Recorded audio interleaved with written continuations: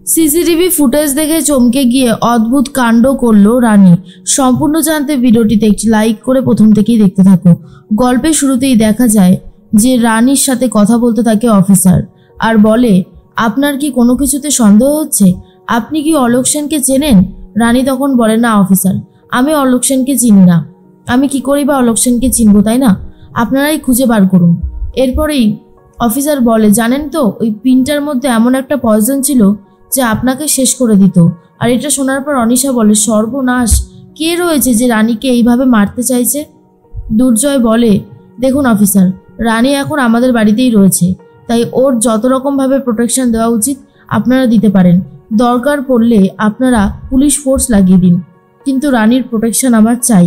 রানী তখন দুর্জয়কে বলে, স্যার আপনি আমাকে নিয়ে এত চিন্তা করবেন না, আপনি শুধু শুধু আমাকে নিয়ে এত চিন্তা করছেন, আমি ঠিক আছি। দুর্জয় মনে মনে বলে, রানীর জেদ কোনোভাবেই কমবে না। রানী এত জেদ করে সব কিছুতে যে আর কিছু বলার থাকে না। এর মধ্যেই রানী অফিসারকে বলে, অফিসার বললাম তো আমার কোনো রকমের কোনো ডাউট নেই, আপনারা যা পারবেন সেটাই করুন। এরপর অফিসার চলে যায় আর অন্যদিকে রানী তখন চলে যাচ্ছিল। দুর্জয় বলে, রানী তুমি আমাকে একটা কথা বলো তো, এই অলোক সেন কে, যার নাম শুনে তুমি অদ্ভুতভাবে ভয় পেয়ে গেলে? রানী তখন বলে, আমি চিনি না অলোক সেনকে।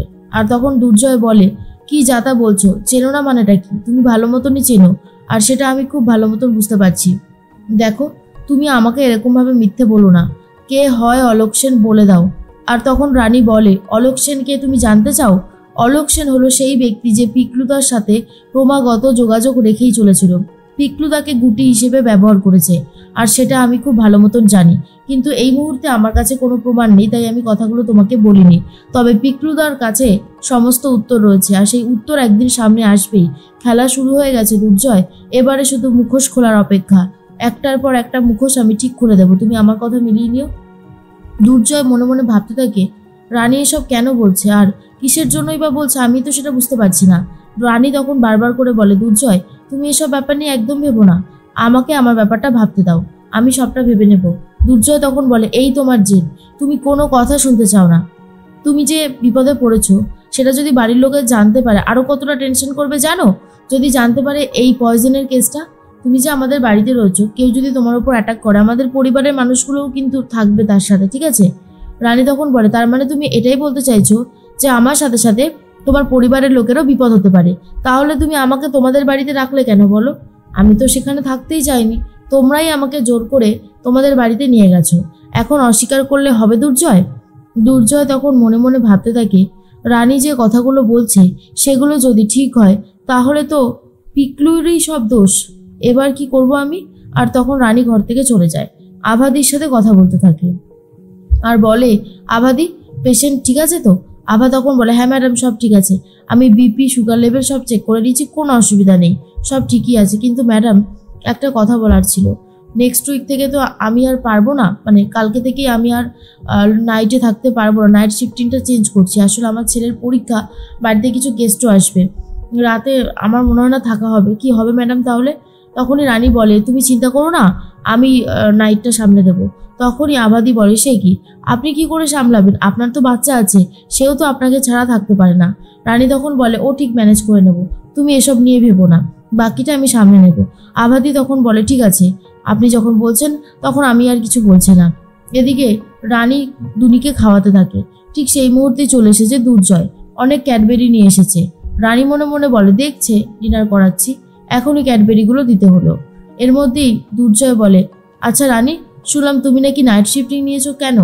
মানে দুনি তো তোমাকে ছাড়া থাকতে পারে না।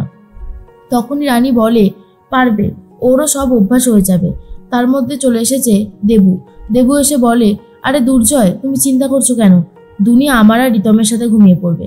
আরে বাবা, ওকে সামলানো কোনো ব্যাপারই না, ও আমাদের গুড গার্ল আছে, ওকে যেভাবে রাখবে ও সেভাবেই থাকবে, কি দুনি, তাই তো? দুনি তখন হাসতে থাকে। এর মধ্যেই তখন দুর্জয় বলে, তোমার আসল কারণটা কি রানী? রানী তখন বলে, আসল কারণ এটাই যে রাত্রেবেলা অনেক এমার্জেন্সি পেশেন্ট আসে, সেই এমার্জেন্সি পেশেন্টগুলোকে আমি সামলাতে চাই, যাতে আমার অভিজ্ঞতাটা আরেকটু বাড়ে।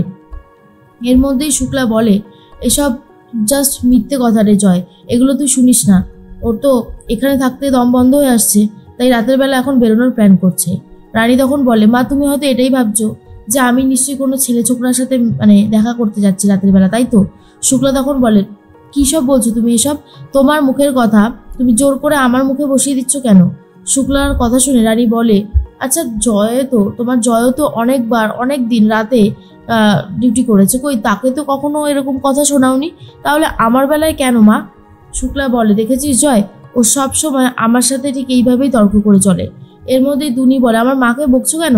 একদম আমার মাকে বকবে না। তখনই শুক্লা বলে, দেখ দেখ জয়, ভালো মতন দেখ, এখন মেয়েটাকেও শিখিয়েছে। তখনই রানী বলে, দুনি এসব কি হচ্ছে? বড়দের মুখে মুখে একদম তর্ক করবে না, বুঝতে পেরেছো? আর তখনই দুনি চুপ হয়ে যায়।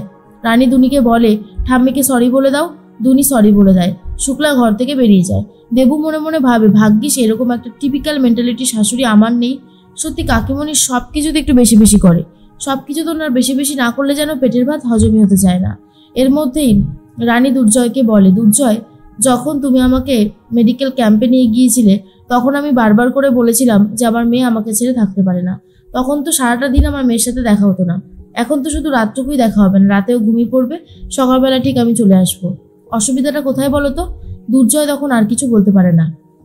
রানী বলে, শোনো, তুমি আমাকে নিয়ে এত ভেবো না, বুঝেছো?